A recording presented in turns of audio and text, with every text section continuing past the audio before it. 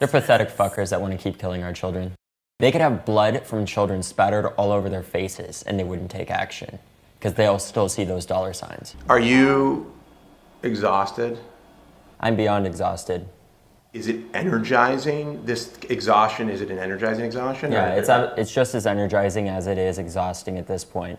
I get to a certain point where I get so tired that I just keep going. It creates a positive feedback loop in some ways, where the more stress and work that I put on me, the more work and stress that I can deal with. Well, at this point, it's like when your old ass parents like, I don't know how to send an iMessage, and you're just like, give me the fucking phone, and you take it and you're like, okay, let me handle it, and you get it done in 1 second.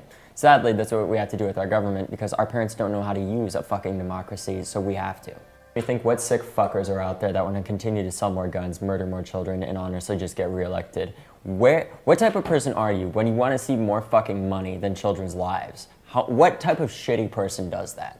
And like, there's this whole, I mean, the way that they're talking about it now, the way Rick Scott has been talking about it is like, when the shooter arrives, we need a metal detector and a guard. Point, with Rick Scott, it's like, when I get elected to Senate, we're not gonna let that fucking happen, and you guys better not. He's like, oh, I'm gonna implement all of these amazing things. Let me make sure I do it right before my election for Senate when I try calling out Bill Nelson.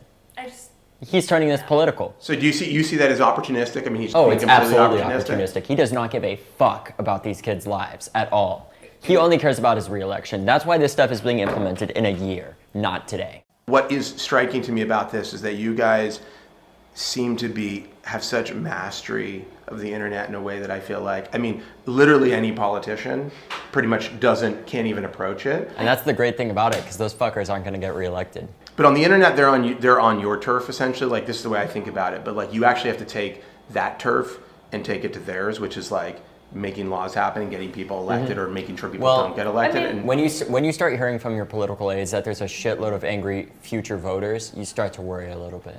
Unless your political aides are the ones who are telling people that they're crisis actors, like. Yeah, I'd love to meet that. Hey, if you're out there, fuck you.